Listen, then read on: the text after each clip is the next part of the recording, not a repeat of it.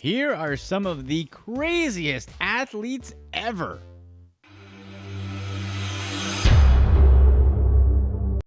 Number 8. Metta World Peace. Anyone who changes their name to Metta World Peace from Ron Artest has got to be a little nuts, don't you think?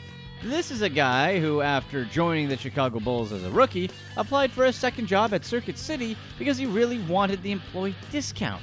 That's just insane. The funny thing is, he actually got hired and worked a shift. Hopefully he took full advantage of the 50% discount while he could. He also admitted that he drank Hennessy in the locker room at halftime while with the Bulls.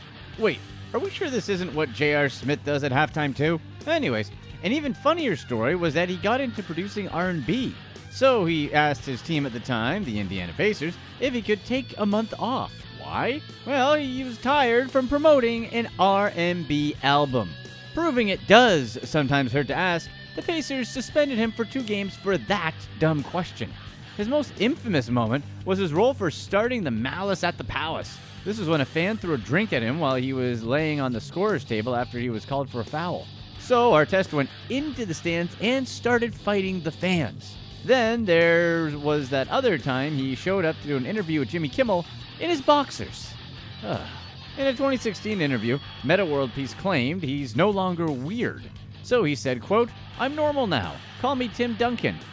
That somehow makes sense. Number 7. Ricky Williams. Ricky Williams, despite all his talent, is probably more famous for other things rather than for his football career. He found himself suspended because of using illegal substances multiple times. Surprisingly enough, that's not what makes him weird, it's everything else. For example, one time he was stranded in an airport on his way to Thailand. So he had some time and decided instead to hit the Himalayas and hang with a dude named Mystic Steve for 6 months. These days, Williams is known for working with a group called Access Consciousness, which operates super secretly and is probably a Scientology-esque cult. Access Consciousness has different courses and tools they use to help their paying members open up to new horizons. One such tool is a procedure known as running the bars. This is where trained Access members, called facilitators, touch 32 specific points on your head. They do this to release all limiting thoughts, ideas, attitudes, decisions, and beliefs that person has ever had about anything. Williams was one of these, quote, facilitators within the group, meaning he touched other people's heads to help people with their thoughts. Is this nuts? What do you think? Number 6. Dennis Rodman. Dennis Rodman has done some truly amazing things during his 14-year NBA career, but he also did some crazy stuff on and off the court. He's headbutted referees for being kicked out of the game, he's headbutted fellow players, he's kicked cameramen, he married Carmen Electra for 4 months, and he dated Madonna for like 2 months. And sure, you could probably say that all celebrities and athletes are a little crazy, but Rodman is a special type of crazy that no one can fake. There are so many ridiculous Dennis Rodman stories out there to choose from. He decided to marry himself just so he could promote his book. Here was an NBA player at the height of his career, and he decided to show up to a book signing wearing a wedding dress. Then NBA Commissioner David Stern must have loved that one. Well, the little-known fact is that he actually got paid $10 million to do it. Then there was the whole Kim Jong-un friendship and multiple visits to North Korea. Rodman basically said that Kim Jong-un was misunderstood and that people should give him a chance. Sticking up for a dictator of a country where human rights is severely limited is a certain type of crazy that's hard to match. Number 5. Nick Kyrgios. Nick Kyrgios is known for his abilities on a tennis court. And yep, we're talking about his abilities to have the best tennis meltdowns probably ever. Kyrgios basically has memorable outbursts on a fairly regular basis. The guy has destroyed a racket or 30 in his short career. He's argued with officials, argued with fans, argued with pretty much anyone that's remotely close to the tennis court. He's played lousy on purpose because he was going through a temper tantrum. He always finds a new way to make headlines. For example, he once even got in trouble for changing his socks too slowly. The funny thing is, he's actually admitted that he doesn't love tennis and doesn't work as hard as his peers. Yet he's also ranked as high as 13th in the world and has an impressive record against some of the best players in tennis. Obviously, it's a sign that he could really dominate if he actually put in the work. But he doesn't have a coach because apparently he doesn't take well to coaching. You don't say. Kyrgios loves speaking his mind on anything. He said that number one player Novak Djokovic's celebrations are cringeworthy.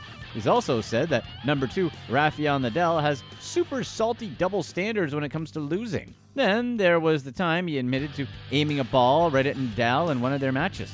His most infamous trash talking had to be back in 2015. That's when he told fellow tennis player Stan Wawrinka that his girlfriend was cheating on him right in the middle of a match. Whatever it takes to win when he feels like it, right? Number 4, Manny Ramirez. Manny Ramirez regularly did stuff that made sense only in his mind and nowhere else. Fans and players just called it Manny being Manny. That was essentially code for, this guy's nuts. While on the Red Sox, he would disappear into the green monster at Fenway in the middle of a game. And who can forget how he once ran down to fly ball, ran up the wall, high-fived a fan, and then threw the ball back to second in time to double up the runner. In 2007, he refused to speak to the media for the entire spring, but he did decide to end his silence. And when he did, he started off by saying he's selling on eBay a grill that he bought for $4,000. Okay. Another time, Manny got pulled over. He was given 3 tickets. One for his windows being tinted too dark, a second ticket for playing his music too loud and disturbing the peace, and a third ticket for not having a driver's license. The cop knew who he was and was determined to give him tickets anyway. Manny replied, "I don't need any tickets. I can give you tickets." He reached into his glove compartment and tried to bribe the officer with tickets to his team's games. Then he left the scene by making an illegal U-turn. And yes, the officer pulled him over again to write him another ticket. But our favorite Manny story has to be the one involving Dustin Pedroia. Manny had told Pedroia he'd buy him a watch if he won Rookie of the Year. And Pedroia actually did win it. So Manny one day handed Pedroia a wrap box along with a nice note. But just as soon as Pedroia unwrapped his gift revealing the words Rolex on the box, Manny took a bat to the box and put a big dent in it. So Pedroia thought it was just a prank that Manny had pulled and that there was no watch inside. But when he opened up the box, there was a $20,000 Rolex inside. Manny being Manny. And these are the crazy antics why a lot of athletes go broke. Find out the exact reasons why athletes go broke in this video. Number 3, Plaxico Burress. How is Plaxico Burress on this list? Well, he's really not that crazy, but he does have probably the craziest story on how he ended up in jail for 2 years. Back in 2008, Burress shot himself in the leg at a New York nightclub with his gun. He thought that he owned it legally, but the registration had expired, and it was never registered in New York. The crazy thing is that Burress didn't even know that he had shot himself. Once he saw the fire, his first reaction was to look around the club to make sure he hadn't accidentally shot someone else. He had no clue until he saw that his pants and shoes were completely soaked. It was really bad for Burress because Michael Bloomberg, the mayor of New York City at the time, wanted to make sure the city court threw the book at Burress. In the end, Burress ended up pleading guilty to a weapons charge and was sentenced to 2 years in prison. But he spent a total of 20 months in jail. Although it was less than his 2 years, it was still 20 months that was completely unnecessary. Because he was rich and a well-known athlete, there was no need at all to carry his gun around all the time like he did. If he was concerned about security, all he had to do was hire a bodyguard. Number 2, Antonio Brown. If you follow any football, you definitely have heard all the crazy antics by Antonio Brown. In September of 2019, Brown was released by the New England Patriots because of all the accusations from people he's done business with and women he's known. His last team was the Oakland Raiders. They released him after a crazy summer full of drama. Let's see. There was that all frostbite on his feet thing. Then there was the threatening to retire over a helmet. Then there was him threatening Raiders general manager Mike Mayock over fines for mispractices. And let's not forget his secret recorded private conversation with his then coach John Gruden that he released on YouTube. Then there's the crazy Antonio Brown tweets. Then there's threatening one of his accusers over text even after he knew that he was on thin ice with the Patriots. Brown's fall from grace has been swift. There's no doubt that he was the most productive wide receivers in the NFL over the last decade. He's still one of the most talented receivers if he could actually control his behavior. Many people speculate that he's suffering from CTE and his erratic behavior started after that famous hit to the head by Vontaze Burfict. Who knows what's going on, but hopefully Antonio Brown can pull it together for his sake. Number 1, Mike Tyson. Well, you guys knew that Mike had to be number 1. Where do we even begin here?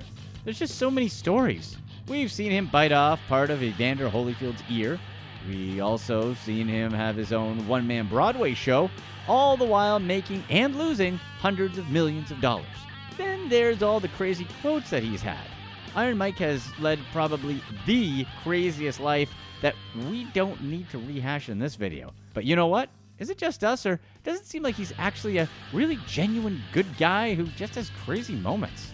Find out the one reason why athletes go broke next.